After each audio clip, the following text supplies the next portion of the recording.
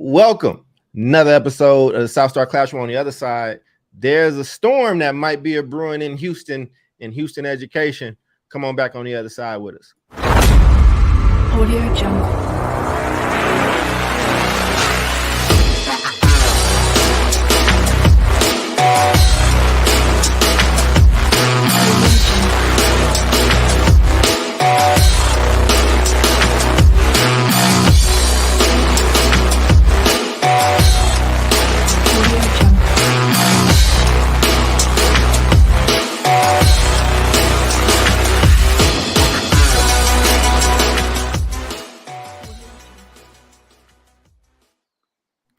And welcome back to another episode of the South Star Classroom. That's Jubilee, that's Omar, that's David. I am Charles, and I'm very much looking forward to today's topic, but we missed two of our people last week. So let's just start. Omar, how have you been, man? What is new with you, brother? Man, I am doing all right. I'm out here in Denver again. That's why I got the funky background. I'm at my compadre and comadre's house. We're going to go see The Cure tonight. It's lovely. Ooh. The weather's nice, just a little vacation. We're in our last week of school, so I fly right back tomorrow and wrap up the school year. I got our 8th grade celebration. Really just quick dope take.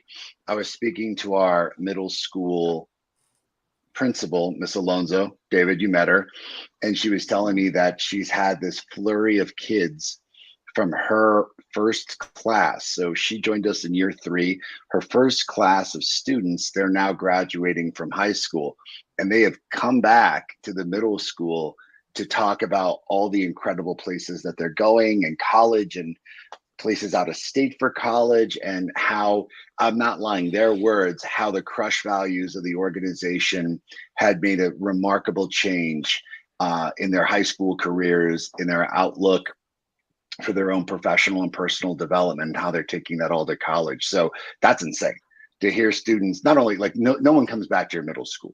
Like, y'all ever go back to your middle school? I did not go back to my middle school. I did a lot. I worked in the district, so but yeah, there it is. But like, out of your own volition, these kids came back to a middle school, which is insane, to share the incredible work that they're doing, but also to basically discuss how the leadership and character development stuff that we do to empower kids with skill sets, these soft skills that we talk about a lot, have made a dramatic impact on their success in high school and college. And that's coming from them, not from us. So that's a resounding level of affirmation that we're doing the right work and we're on the right track. So things are good, brother. It was awesome to hear that.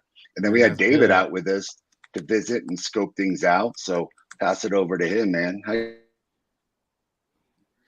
you doing, David? I'm good. Yeah, so as Omar said, I was out in El Paso last week. Got to visit his campuses and talk with people, students, staff, his leadership team, just kind of diving into some work with El Paso Leadership Academy. And I was there for this conversation that his middle school principal had.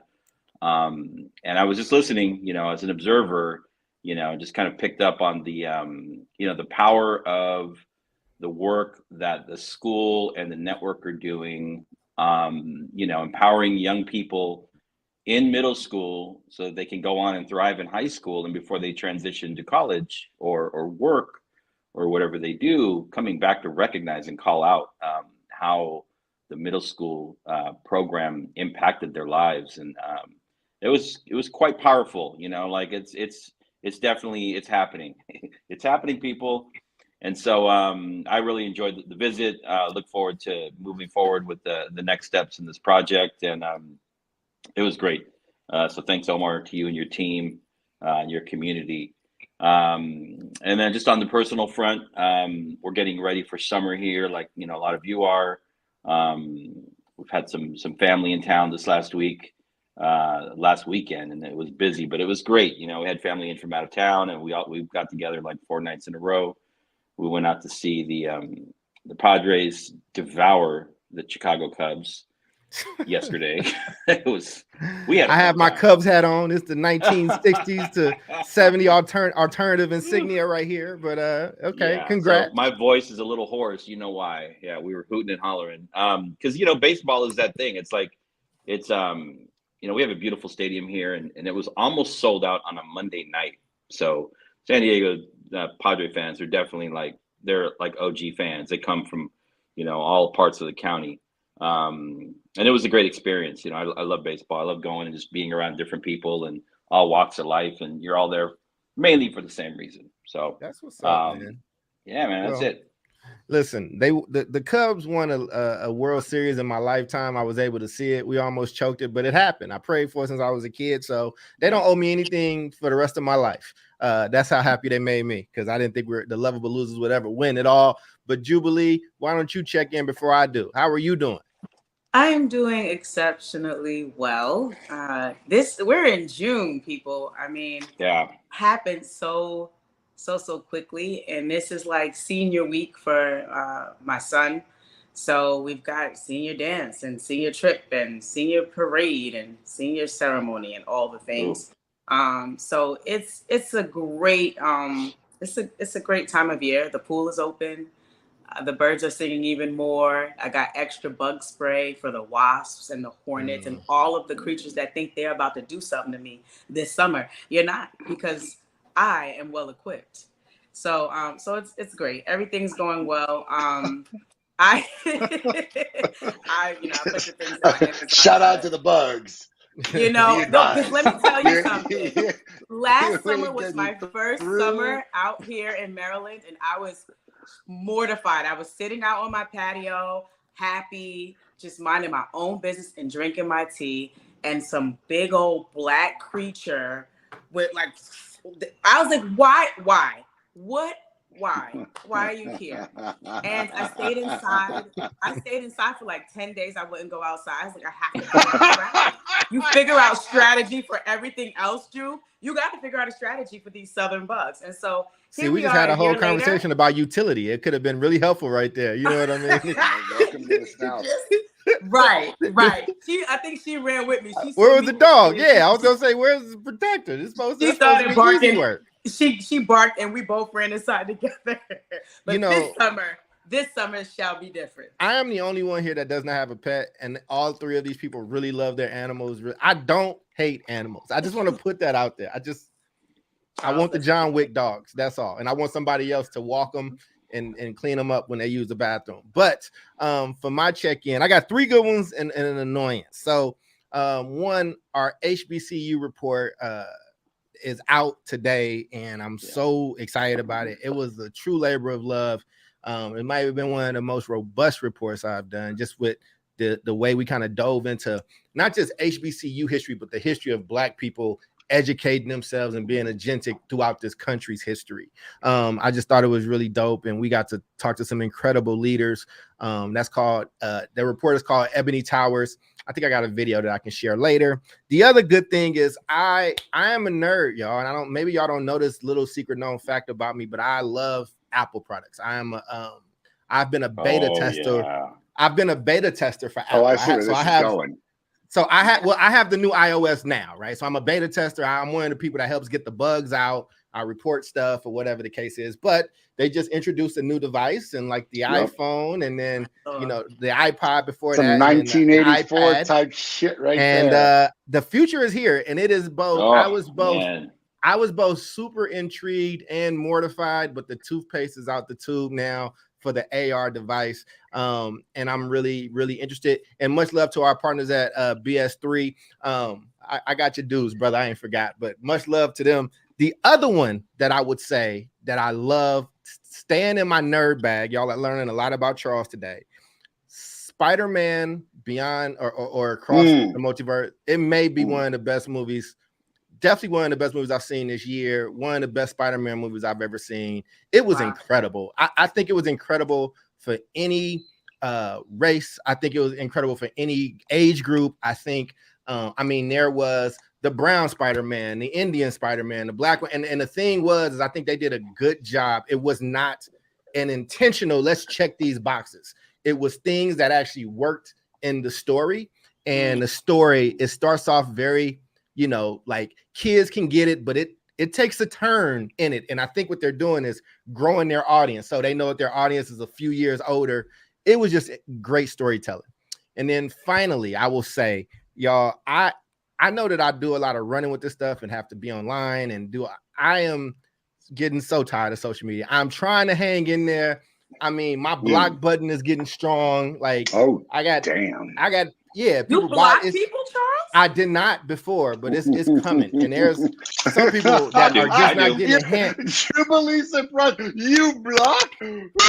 Listen, I'm thinking about going private. No. I'm thinking about I'm like David and y'all might have to just take over that piece of it. I want to do my stuff in peace, but go ahead, David. I am trying to be a better person. I am trying to be leave certain things behind, you know what I'm saying, as far as like my temper, and see, I'm hitting microphones and stuff, but it is I am at my patience is very, very, very, very, very thin. Before we jump in, can you just tell us one? I know you gave a broad like annoyance. I know. What is it? What did it? Listen, man, I think just over collected time, and then I think sometimes, like, you know, a lot of people know this Dr. Cole, like they know this public persona, and I've always had like a temper, and I'm trying to change and be different, and I'm trying to just move differently. So I'm not even gonna go down that path, because I'm trying to,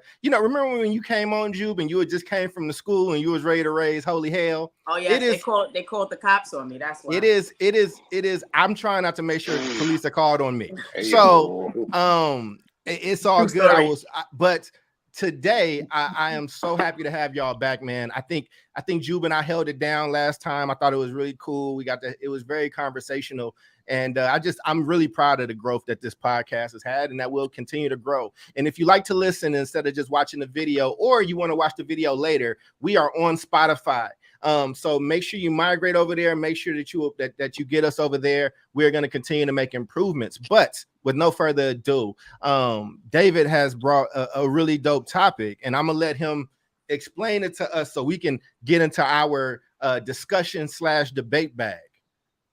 Cool. Thank you, Charles. And again, thank you for our viewers. This is an interactive show, so make sure that you're commenting and bringing your questions forward. We will definitely do our best to respond to them. So thank you to everybody who's listening across different platforms. So today we are talking about a subject that we had brought up a couple of weeks ago, actually, when it was a possibility, but it's now happened. We are an education podcast first and foremost, and then we also tackle larger issues that come up, cultural issues. Today, I think we'll talk a little bit about the role of government here, just in general. But we are back on the topic of a school district in Texas, right? Houston Independent School District has been officially taken over by the state of Texas, with the support of the legislature and then the signature of the governor. And they have appointed a new superintendent, as well as assigned, I don't know how many, essentially like board members. So essentially the top leadership of the district, the superintendent and their school board, have all been kicked out and replaced, right? That's like the first thing that happens in a takeover. Houston Independent School District is one of the largest, like top 10 in the country. I think it's the 8th largest district in the U.S. So this is not some random school district. I thought it was larger than that. I thought it was like 4. I thought it was like top 5. New York and LA, It's 8th largest. It's bigger than Houston at this point. 190,000 students. So the infrastructure, almost 200,000 students, 274 campuses, right? And about 27,000 employers. So it's also one of the largest employers in the Houston metropolitan area. So this is a big kind of shakeup for the actual, not just the district, but the city and all different levels. So this is happening right now. And I think what we want to do on today's show is just to talk through some of the basics of what we know is happening, and then move on to talk about some of the underlying questions about what does this mean for kids, because that's what we talk about on the show. A couple of other pieces of information. So the reason why school districts go into, they call it different things, a takeover or state receivership, is for a number of different reasons. It can be financial, right? You're just spending too much money. Too much money is going out, not enough is coming in. And then there could be particular like violations of state or federal laws, like special education laws, things like that. In this case, based on what I've seen, it's very interesting. It looks like the Houston Independent School District has actually been making some progress over time, but there is a stipulation that allows the state to take over a district. Correct me if I'm wrong here, Omar. Even if the focus is on one single campus that has been struggling to improve outcomes for children, right? I think in this case, it sounds like of all the campuses, the focus is on one high school. It's called Phyllis Wheatley High School, and it has to do with their outcomes in special education. There are also some allegations of misconduct against school board members. And then I guess there's been an ongoing presence of a conservator who's been overseeing the district for years. So I think in California, what do we call that, Charles, in California? Takeover. Yeah, but what is the one person that like they sign a it's like a babysitter basically, right? Yeah, it's the Emperor from Star Wars. It's when you're in receivership, you have state administrator or something like that. Yeah, I mean, we call that person state administrator, but there is another word. But I know that they get to walk on the top floor, and they got power and authority. And this is even after we are no longer under state receivership. So you get from under it, and then there's like almost like a probationary period. Yep. And so just a couple of other pieces around the grading of the district. So unlike many states, and I learned a lot in talking with Omar last week and just in doing some research, Texas actually has one of the strongest accountability frameworks across the 50 states. They still do in California, we don't like to put a number or a letter to anything, right? In Texas, every school gets a grade, right? Gets a letter. And I helped pass that law. Yeah, I mean, tiny amount of help. Yes, I mean, I was involved with that. Yeah, so I definitely learned about that, and then looking at Houston ISD has actually made some strides in reducing the number of campuses from with a D or an F rating from about 50 to 10 over the last 2 years. It looks like that's significant. So over the last 2 years, the district has actually moved 40 schools out of the D and F ranking. Right? Oh, wow. That's progress. That's growth. If that was in California, if we had a system that could actually an accountability system like that would be getting praise. But in Texas, they just see things differently.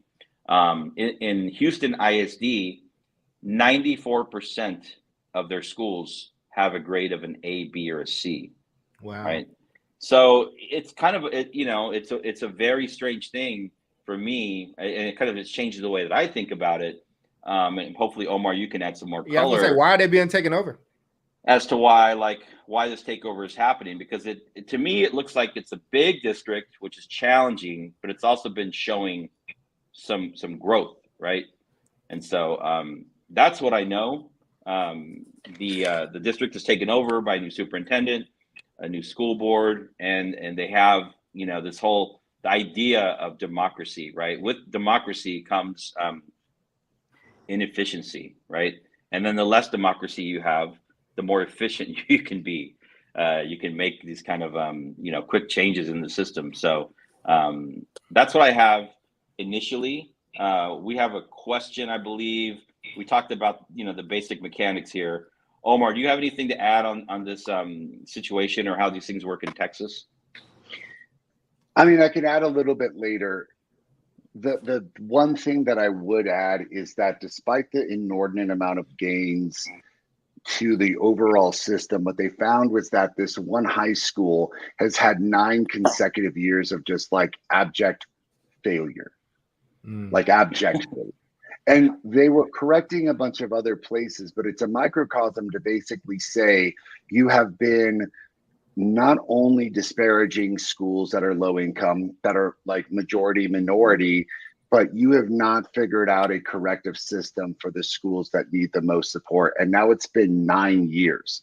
And we have told you after year 3, do something about this school. And then it was ignored. Do something about this school. And then they were brought more money, more resources. Do something about this school. So what happens is that despite the fact that systemically it looks very good, it's a microcosm for the fact that they essentially ignored this school entirely, despite that TEA brought an inordinate amount of attention, resources. TEA. We got for the lay people. Yeah, the Texas Education Agency. Thanks, Doc. So as a result, after 9 years of an F rating, after 9 years of the Texas Education Agency being like, please do something because you are disparaging generation after generation after generation of kids from this school. And we don't see why. You've got all the money, all the resources. It's one school. You are now in a position of just like insubordination. You have ignored us for 9 years, and you're testing us. You're calling us out on our bluff. And Mike Morath is like, cool, call us out on our bluff. Done. Wiped out the superintendent, wiped out the board, massive conservatorship. And they were like, this is what happens when we play nice for 9 years and you decide to ignore it. So it was a testament to like, this was very political. This is saying to the state of Texas, like, we are actually caring about accountability. We are actually caring about kids. We're actually caring about ensuring that we're providing educational equity to this state. And I got to hand it to Mike. Like, I really do. Like, this guy consistently, in a very positive way, surprises me in all the best ways, doing the right work to essentially establish that there is an accountability system. No, it's not just charters anymore that we're going to hold accountable. Because, had that been us, we would have been shut down after year 3. So that's really just the 2 cents that I've got on this subject. And it's a lot more than 2 cents. It's a deep dive into not just what happens, but the political ramifications of ignoring support from the state, which is like illogical. Bro, if you knew this one school was going to cause all this havoc and then you ignored it for 9 years and then you still did nothing about it, like, all right, dude, cool, later. Like, well, Jube, I want you to jump in. I know just another question or comment and question, and Jube, it's double dutch. You're gonna have to just jump in with the fellas at some point. I just think that, so listen to this. I think for David and I, David has worked in a lot of other places, but we did both work in Oakland. This sounds like foreign. This sounds like Russian to us because I don't even get it. doing a state takeover, doing a takeover of a district because of performance. Now, in Oakland, we did our takeover came as a result of financial. It's usually the finances, you're mismanaging money. Because if we would have said, hey, we have this modicum of quality standard here, and you need to get above that, we would have been taken over in probably, long before I even got to high school. So that's one. Two, as the layperson, let me just make sure I'm hearing this right. So this school, they have been warned about a singular school, not even just district wide. We're talking about a place that has pretty high grades, but the district is saying, hey, you need to fix this. And it's been 7, 8, now 9 years. It's a wrap. So we're going to do an entire takeover. That's what that launched. And now we are here having this episode. Did I get that correct? Yeah, that was going on. And here, just a quick add-on. Doc, David, you're right. Texas has only really looked at financial stuff for the overwhelming majority of their time since I've been chartered and beforehand. This is a step forward in the accountability measures for the state of Texas to say that we are not now only thinking about finance. We're putting our money where our mouth is. This has all come about from Mike Morath and the new commission. He's not that new at this point. He's been in office for a while, but it's really about saying, we are holding charters accountable for governance, finance, and academics. these 3 tenants. So why aren't we holding every other school accountable for the same 3 tenants? And they did. This is why you're hearing about the board getting shaken up, because there was, not only like a lack of ethical conduct amongst the Houston ISD board, but the academic component as well. I'm like, dude, my hat is off. I'm like, dude, it's about time. Great. Yep. Wow. Not shaken up, but totally removed and replaced. So Jubilee, what are your thoughts on some of these like mechanics and some of the basic fundamentals of what we talked about around this significant move? I think 9 years is dumb. That's what I think. Waiting 9 years. Some of these places got 90 generation. But I think, it's like we just gonna make a show out of y'all real quick. But like to come, that's like the parent that's like, don't do that, Johnny. Don't do that, Johnny. And the parent never enacts any level of consequence. And then the one day spazzes out for like the 16 years you never disciplined Johnny, and then you somehow think that that's gonna eradicate, all the wrongdoings and all of the cross boundaries and all that happened previously. No. So I'm not impressed, inspired, or motivated by hearing this. Like, okay, it leaves me with a lot of questions, right? So I'm still trying to understand kind of like the timeline, but my questions really are around like, did they wipe out the board and bring in new people? That's exactly right. So here are my questions. Where are the high performing schools, right? They have great financials. They have highly effective leaders and teachers. Because what I do know, right, through work with Omar, and we met through this whole system or whatever, right, is that there are accountability systems and there are these tools in place to support high performing teachers in Texas, right? So like, where are they, and why aren't they on the board? Like, who are these people that y'all just put on this board? And like, what's your belief about like building up?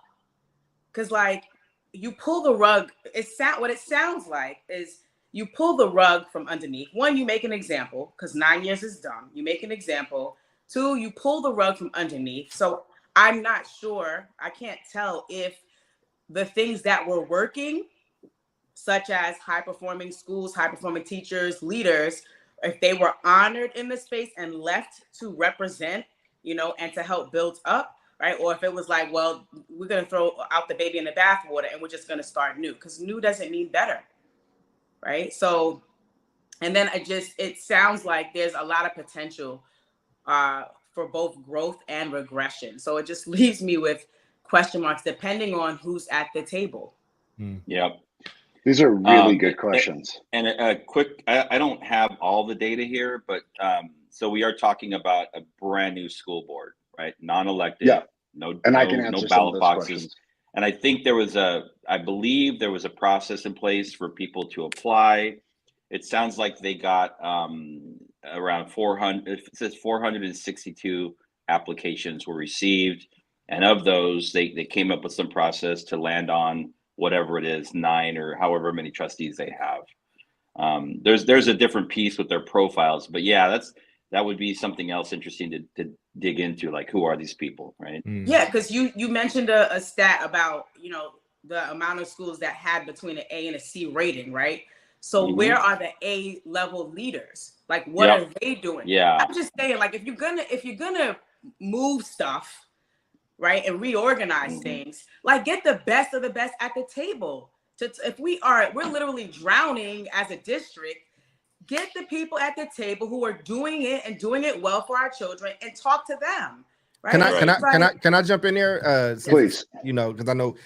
So how I'm hearing it, Jube, is that there's a governing body over the district. It's not the people, like these are not people that can probably go in and say we're firing that principal. It sounds like this governing body, this accountability body was saying, get your house in order, talking to their superintendent, talking to their board. It seems like after 5, 6, 7, 8, 9 years, they didn't make that move. So they cleaned house, got a new superintendent. And from what I read, that superintendent is making like at least 30 of those educators reapply for their jobs. So so that is, does that somewhat, because like there's a what you can actually do versus like, I get that, but the fact that the governing board waited 9 years, they needed, who was clearing out the governing board? Well, what I was saying, but I think Omar was saying that he said the guy that made that decision is relatively Mike Miles. Miles, or the person that he gave props to was relatively new. So it was somebody at that level, from my understanding. But I think we're getting really into the weeds of like the larger thing to kind of debate, right? Like, but correct me if I'm wrong, Omar, because I know you're there. But I think you said the person that had to drop that hammer and make the decision to wipe out was relatively new. Is that right or no? So yes and no. Okay. Mike Miles is the new superintendent. That's a new soup, but there was somebody else you mentioned earlier. Yeah, he's Mike talking about Morale is the commissioner of education. So what's going on is and how long has he been there? Since Abbott has been governor. So it's been a while. Like, you're talking about 7 years, but look, change takes a long time. And the thing is, his first stint was all about like, let's just start doing data systems and start providing a lot more support. There was a lot of revamping of old systems. His second term was a lot about like not only applying incredible data systems, but starting some really innovative things like the teacher incentive allotment to pay teachers more, doing fun things like year-long school calendar, which we absolutely did and adopted. In fact, like, I feel like he and I have ESP, like the things that we're doing, they get adopted. And he's like, we should be doing this across the state. And I'm like, oh, he's not paying attention to me. Maybe we just have ESP or something. But I think now Jubilee, in his arguably about to be third term, because it's about 7 or 8 years, he's like, it's time to start dropping this anvil on people because they're not taking it seriously. Because essentially what the Texas Education Agency does, less than really holding people accountable, is providing a lot of resources and a lot of support to get people out of the clouds. This should have been the Houston ISD board and the superintendent saying, we are going to take the responsibility of fixing these schools and fixing this school. What I can't for the life of me, Jubilee, understand is that they were doing a pretty good job across the spectrum. Why they didn't focus in on this one school and say, this is the linchpin school. Let's drop all the resources, all the tutors, do a rehiring process, do a restructuring process, because that should have happened arguably after 3 years of failing anyways. TEA gave them a bypass and said, yo, it's been 3 years. We're going to give you all this support. And then I think it was another 3 years of just not doing the work. And they're like, all right, last chance. We're going to give you a little bit of time to turn this around. And they're like, all right, dude, after 9 years, you guys haven't managed to turn this around. Let us show you our power. Let us show you what you can do when you ignore us. So, and I think I know that's exactly what's going on here. So what we're talking about now is, so the current question, which I think gets to Omar's point and what Jubilee was talking about earlier, was, the government is stepping in, whether it be a political act or not, it's not a very difficult thing for the state of Texas to come in and do a takeover, right? It's like a bureaucratic thing, right? Yes. But now you have a large school district, one of the largest in the country, that serves a large population of Latino and African American students, under totally new leadership. So the first part is the easy part, right? What Jubilee was talking about earlier was, where are the leaders with, that are running the A grade, B grade schools, showing up in this process. So government overreach, yes or no? Where is the logic in this intervention, right? How does this actually make things better for kids? Like, is there a process for there to be a sharing of best practices or a total revamping of their professional development or how they monitor the health of their schools? Right. To kind of share the good things that are happening with the Houston ISD, with the schools that might still be struggling on this ranking. So I don't know I'm posing this as a question to you all. Like, what are some of the levers that you think should be in place for actual school improvement and district improvement to happen for kids? I mean, I watched the video of I forget the second Mike, or the Mike that's the new superintendent, Mike Miles. Yeah, seems like a pretty even kill guy. I didn't get a chance to like look into his record and all of that, but it's like again, I have more questions. Right? Did he have a chance to really do a deep analysis? Like, did he have an opportunity to look at the district holistically before taking over, or is he kind of building the plane and flying it? Right. The other piece of information is like, okay, we know TA provides a ton of resources, a ton, whether it's through PD, whether it's coaching, whether it's literature, whatever it is, it exists in abundance. Like there's not, that's not missing. So what is the piece that this administration, that this superintendent believes will be the catalyst? Like, have they identified a catalyst? Because switching stuff out, right, and then putting new things in and then doing the same thing, of course, we know that's not going to get a new result, So I know that it's not necessarily ideal if it's a takeover. I'm sure it's connected to urgency and like, we got to stop the bleeding and the hemorrhaging or whatever. But ideally, it'd be great if they had a time to do an in-depth system analysis to see where everything is and come up not just with like 58 next steps, but some high leverage, points, some high leverage pieces that they feel like, this is what's going to shift. And yes, to Omar's earlier point, change takes time, right? But we're talking about developing stability, right? And gaining and building momentum. So that 3 years from now, when we look back, we could see that one piece that we said, okay, if it's, teachers need, more clear next steps during coaching, right? There's a lot of, data around us, giving teachers feedback, but it's not something that's actionable in the classroom. I looked at the observation reports across the district, and I realized this is a snag and we need to address it. And so we're going to work on that for the next 3 years. Like, what's going to be the catalyst so that when you look back 1 year, 2 years, 3 years from now, you will see the difference. Yep. Yeah. Does this represent a government overreach or logical intervention? I think it's logical intervention. And I think that it goes to, what your standard is. And just to double tap on some of the things that Jube has said. I've been a part of superintendent transition, right? Think of it like almost as a presidency.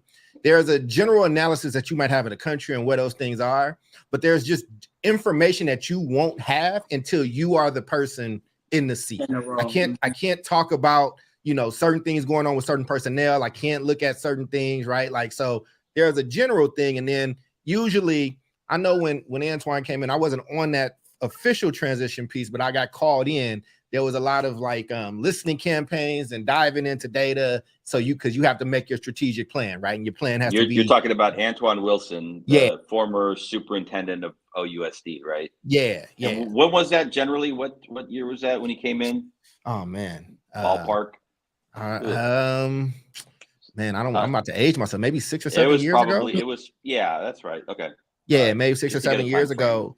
And it's just more information that you get. The same thing that happens with board members, right? We always get these board members, and David and I know this because we've dealt with board members coming in. I remember this with Sam Wilson when we talked to him. He just had this view of what he thought was wrong, and then he got in and got a lot more information, and he went from being this very like super pro-union person to like, I think y'all kind of not following the rules, right? Like, and it kind of hurting. But to answer the question, here's what I think. And I'll use a story to kind of, galvanize like the general people that don't work in education. I love sports. And I'm gonna use 2 Chicago-based teams, the Chicago Bulls and their coach Billy Donovan, and then the Philadelphia 76ers and Chicago's own Doc Rivers. He was born in the same neighborhood I was born in. He went to school with my mother and my aunt at Proviso East. Billy Donovan has led the Chicago Bulls for a number of years. They have not made it past the first round of the playoffs or whatever. The last time they got to a conference final was 2011 before Derrick Rose got hurt. All right. He got an extension last year before the year started. So he has not won anything. He has not shown he's winning anything, but the Bulls decided to extend him.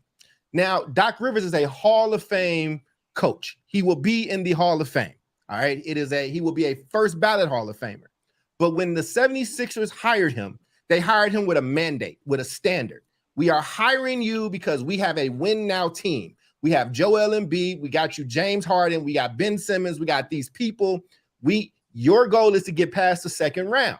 Now, I think Doc Rivers is a much better coach than Billy Donovan, but Doc Rivers was let go when they lost in the playoffs this year, right? When Jimmy Butler and them, or no, I forgot who put them out. But the point is that one of these cities has a standard. Like the 76ers are saying, our standard is the chip.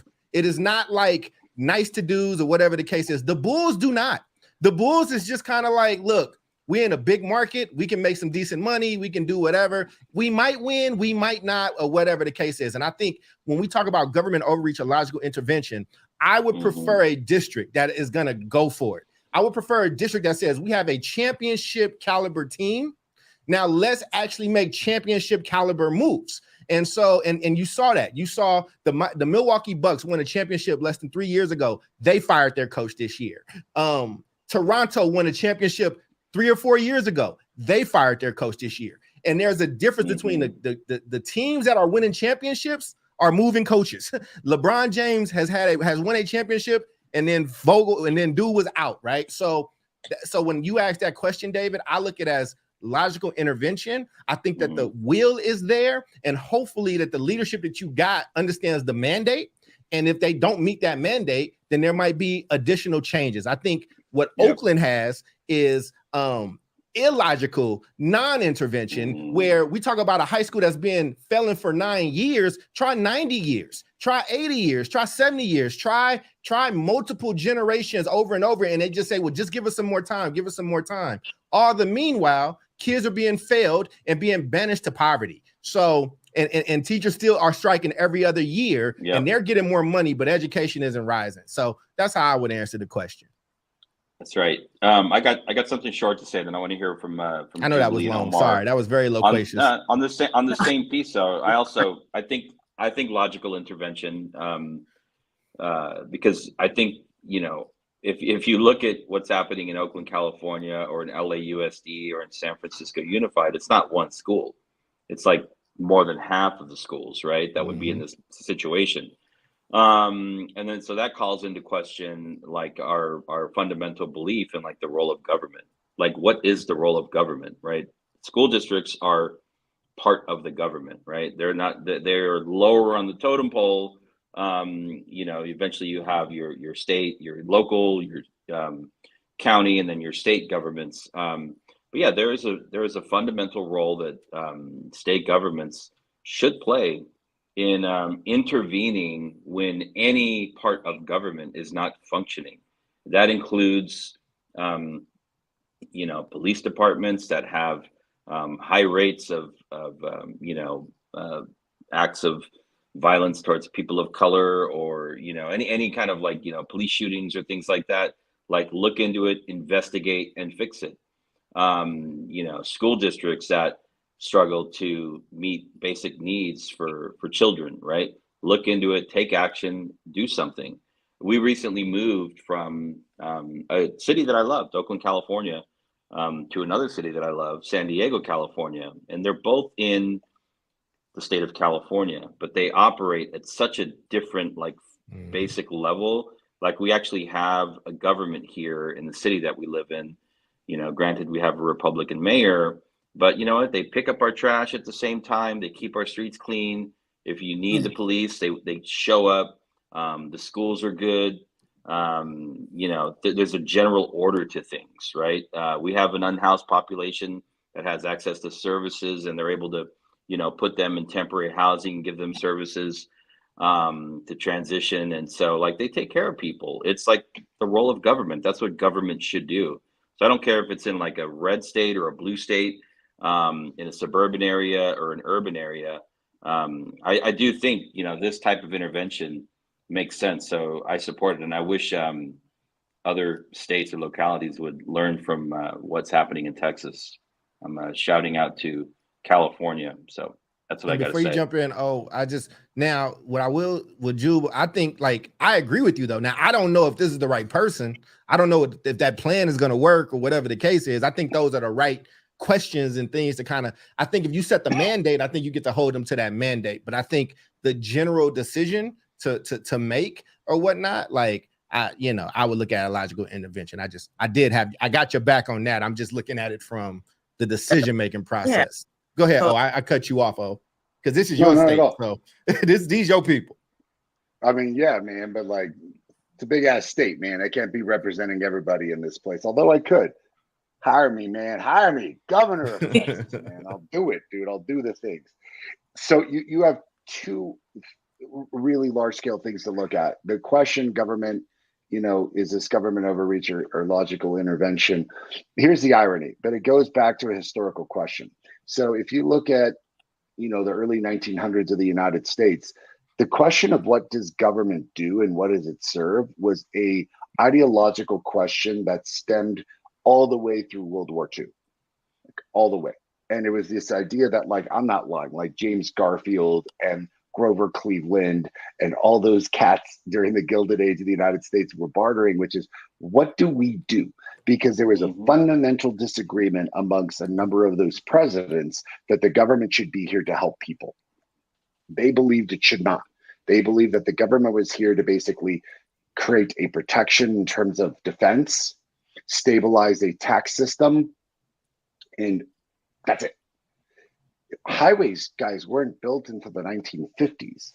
The idea of a federal highway wasn't done until Eisenhower. So the idea of connecting and interconnectivity and the government playing a large-scale role in helping the life of a citizen wasn't even an ideological belief that was practiced until after World War II. Texas has been consistently on the side of less government is better. So it's ironic because I would state that a lot of Texans believe that this is massive government overreach, given the history of where Texans have been. I then have a very different view. I do believe government is here to help people. I do believe that the systems of school systems are here not just to provide an equitable, not just to provide an education, but provide an equitable educational opportunity for every kid. I think Marath is on that page. So for him, I think this is a logical intervention, because if you've been ignoring children for 9 years and ignoring institutions and ignoring us and not doing anything about it, someone's got to come and spank that ass. And that is exactly what happened here, because this wasn't just logical for Houston, guys. This is logical for the state. This now becomes, oh, holy smokes. We can't ignore TEA anymore, and we can't ignore these failing schools anymore, because they're going to come in here and do a inordinate audit on our board, our finances, kick us all out. And now, like, oh, shoot, we got to be accountable. So this goes back to like a very, very simple psychological ideology of, when you're not being watched, you will oftentimes do nefarious things. Like, you're going to act bad when no one's looking. Like, you're going to take more samples from the Costco if someone ain't there to be like, man, you can only take 2 samples. Like, and the state of Texas is like, yo, Houston, you have been taking samples at the tune of, I want you to think about this number. The operating budget of Houston is $2.889 billion. They're a $3 billion institution. You're trying to tell me that you got $3 billion and you can't help out kids in one high school? Yeah, this is a logical intervention, because they're like, yo, listen, I know it's expensive to educate kids, but if you're rolling up on $3 billion and you can't solve one thing for a high school, who are you and what are you doing? Get the hell out of here. They went in there with that mop from the Apollo Theater like the Sandman and brushed their asses the hell out to show every other independent school district in the state of Texas, if you're not acting right, we're here and we're going to hold you accountable, which is that psychological premise going from, we're going to leave you alone so you can do whatever you want. This is the state of Texas now saying, we're watching you and you're accountable to us. And if you're not doing it, that's it. And to answer your question, Jubilee, it's so much more about that, because and I got to hand it to the Texas Tribune, an outstanding newspaper, by the way, incredible stuff.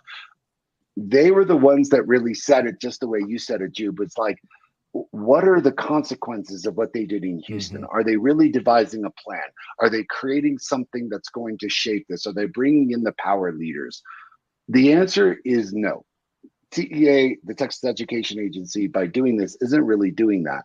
The hope is that by doing this, they're forcing Houston ISD to be like, we have to solve this problem, because now we have this board of regents that are now appointed to overlook us, to be like, are you guys doing this? Because now we're the ones having to oversee that you guys are going to follow through, create a plan, devise a plan, create greater equity, and ensure that the $3 billion that the state has given us is actually going towards improving educational outcomes. So that is truly, I think, the sentiment, not only to the state of Texas, but arguably to the rest of the country, to be like, yeah, you act up, you're going to get smacked up. That's how we do it on our side. To quote my man from the West Coast. There you go. All right, Jubilee, you're up. What do you got? You've been. We're going to give the floor to you for a minute here, just to hear your thoughts. I'm gonna follow this story. I'm interested in seeing like how it, I'm interested in seeing how it plays out. I'm interested in seeing if this could be an example of, like, to Charles's earlier point, if you have a standard, and I think the standard's got to go all the way up to the government. Like, I get it, act up, you're gonna get smacked up, but like, to what degree? Like, what is the standard? Because I think, right, I agree with the move. I don't think it was a government overreach at all, but it's the power to sweep house. Did she freeze or did I freeze? Clean no, house. she bounced out and came back in. Go ahead. No. You're back. No, you're good. We're good. Oh. Keep going. You're good. Yeah, I say, like, they used their power. They wielded their power to make a major move. But I also think they need to use that same power to create a mandate or a standard, like, at the same time, right? Otherwise, you just like blue wind, and it's just like, all right, so some of the leaves fell off the tree, and right, but like over time, like, there's gonna be new things that sprout up and grow. Like, what are you planting? Like, what was the point of it? So you made an example, and that's cool. But like, what are your hopes? What are your mandates? What are you hoping will happen over the next few years? And yeah, 9 years still gets on my nerves. Like 9 years, 90 years, any amount of time where children are not being educated, right? Receiving high quality education, where they're going to broke down schools, or they're sitting in front of educators who don't care, or governments that don't care, or board. It's always going to get on my nerves. I don't care if it's 90 seconds, 90 months, 90 years. Like, I still have questions for why it took 9 years, and why was it able to be ignored for that long? And that, to me, is indicative of a bigger problem. So I'm going to follow it, because I'd love to see, what the conversation will be. I felt a little encouraged by old dude. Mike, what's his last name? Mike Miles or Mike Murat? The superintendent? Miles is the new superintendent. Oh, Miles. Yes. They brought him he's got some experience. I know they're bothering him about his certification, his superintendent certification. Yeah, they got past that though. Did they? Because I'm like, that all was, right, y'all. Okay. TAs, they were just like, we've done it before. We're gonna waive it, right? Like, okay, let's not. Because he's demonstrated, he's led it before. So they just like, yes, like, educated, like, listen. So I am interested in just in following it, and hire me so I can be a strategic advisor and help you get it. There you go. There you go. Yeah, there you go. Get that plug in. Get to it. Right? Because in 366 days, with a solid strategic plan and the right people at the table, and the only people that are qualified to be at the table are people who care about what happens to kids, not because you got titles and degrees. Nobody cares about that. So that's where I'm with it. I do if you're talking about Figment. I do if you're talking about financial stuff. I do care that you have to be understand skilled. how that. You have to be the only reason I said that, Jube, and David can like attest, like, we had professional people that dealt with money, like telling us what was happening, and people were like, no, you shouldn't even be at the table. And they were like, no, this math has to align.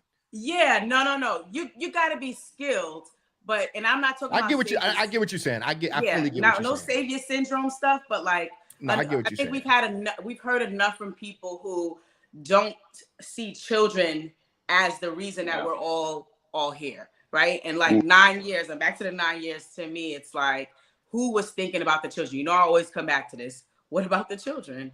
You know, who was thinking about them? Because 9 years means that a kid went in at 5 years old and is about to go to high school and had a crappy education from kindergarten to 8th grade. And then you got the people posting foolishness about why they can't pass civics. Well, this is stuff like this is why. Mm-hmm. Wow. Yeah. So straight up. Yeah. Okay. So let's do this. We got 5 minutes. We'll just do a quick round of closing thoughts on this topic, and we'll follow it. This is a big story that relates directly to what we talk about on the show and the work that we all do independently and together as the South Star Classroom. So at the end of the day, you have to ask, you don't have to answer this question directly, but we didn't quite get to it. We've got to it kind of, around the way, but at the end of the day, we're talking about young people, right? And so, closing thoughts on this topic. I'm going to go ahead and go first, just 'cause I've been thinking about it. And, I mentioned it earlier. I think it's interesting how we have, this is, I guess, part of living in a, what do they call it? What is our form of government? We live in a representative democracy. Yeah, something like that, where you have like, states' rights versus federal rights, and like every state can kind of, act and behave, kind of independent of how others do, right? And so that's interesting. We're in a democratic republic. There you go. Yes. And so my brain goes to like what's happening in Texas versus what's happening in California. Like in California, again, we don't even have the ranking scale for schools, right?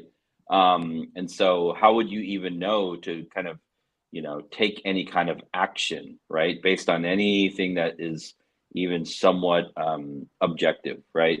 And so I'm thinking about different states and how different states run and manage different accountability systems for schools, and I think that requires a lot more attention, from policymakers, et cetera, et cetera.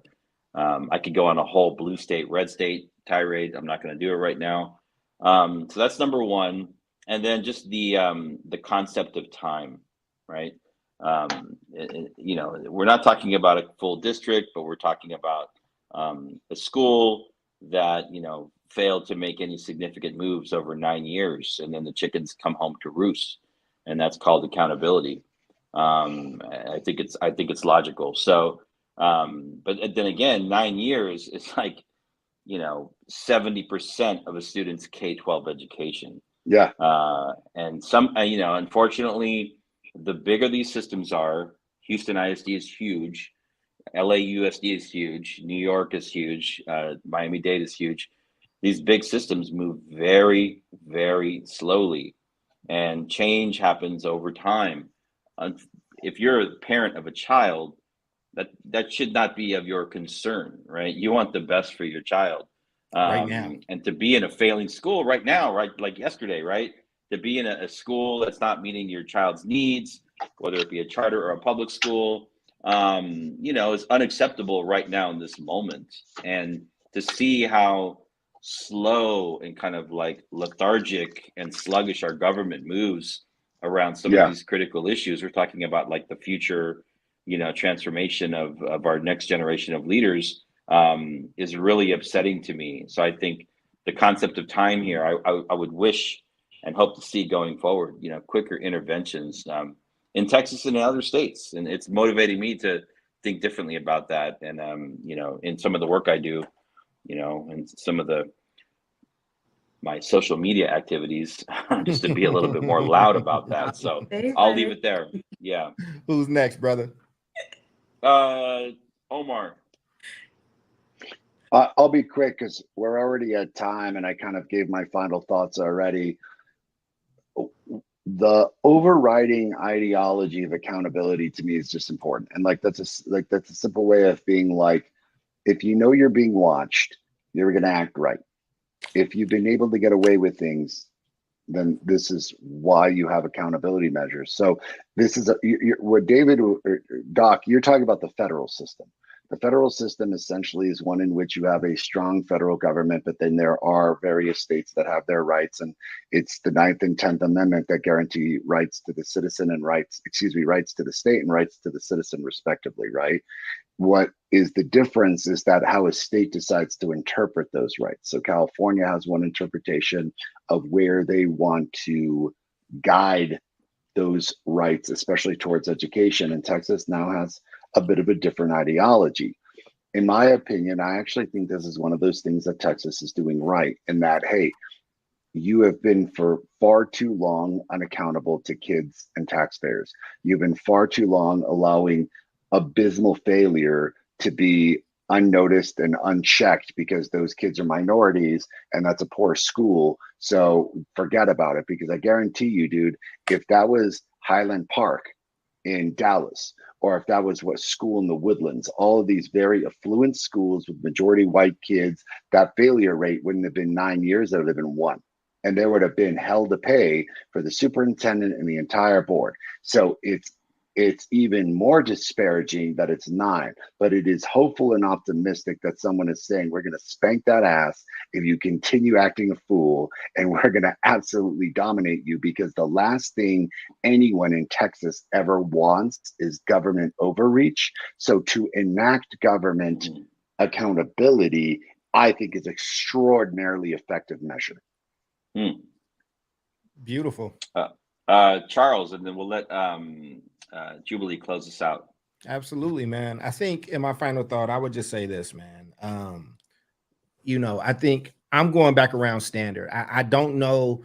I'm not in the local weeds of this place. I don't know the players involved. So I'm talking more from a broad stroke around just what was presented, and just, the logic train that is going down the track here.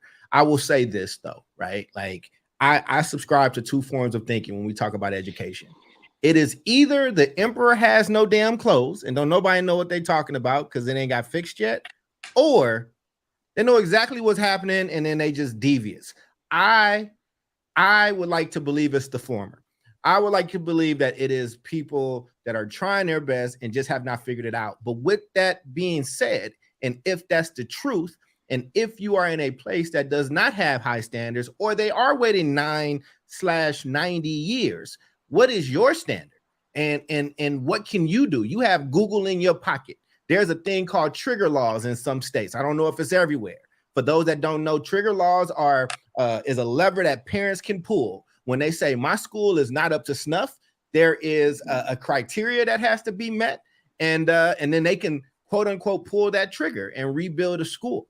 I'm saying that to say, man, as we have these type of conversations, is do you want to leave your, not just your children, but your lineage? Like, do you want to just leave them out to dry while people are getting it together? And I would just say, I think that the emperor has no clothes. I think everybody is out here walking naked, and I think that they don't have the answer. And so you need to call it out. I don't care if you got a PhD or you just a dad that got a 4th grade education, but you love your kid. You get to ask about standards, and you get to set a mandate. Are you going to be the Bulls and be okay with just having a winning record? Or are you saying, look, Doc, we got you everything you needed and we need a damn championship? It's not my fault that Ben Simmons forgot how to shoot and is scared of the NBA. Not my fault that James Harden wants to go to the club.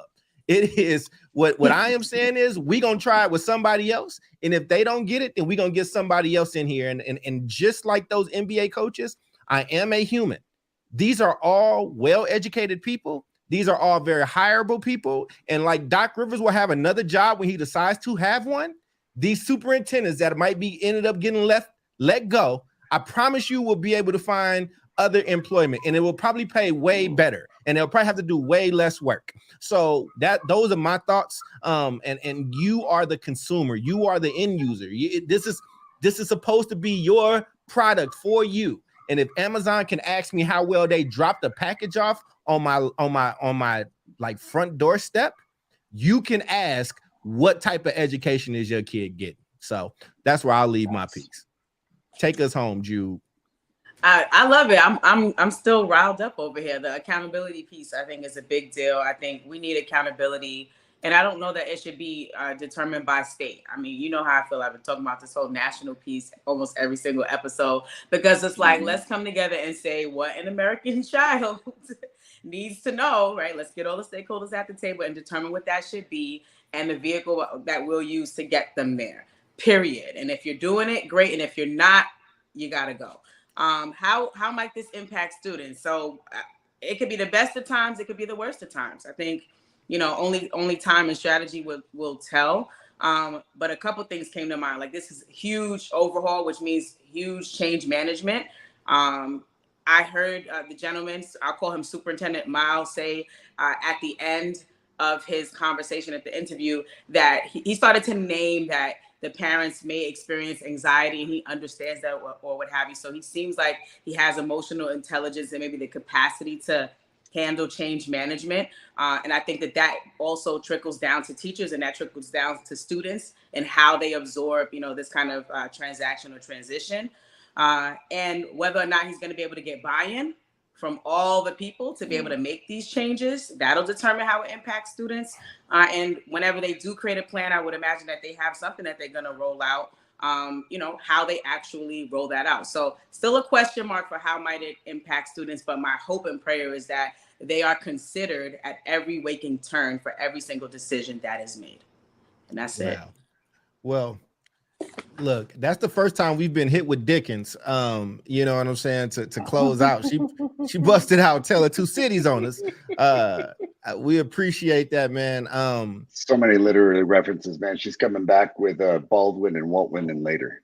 It's coming. You know what I'm saying? We're gonna be at that lake, looking at the ocean for the poetry soon. I like it. Thank you, Jubilee. That's Jubilee. That's David. That's Omar. I'm Charles. And you can see us same bad time, same bad station next time. This is the South Star Classroom. Thanks, everybody. Peace.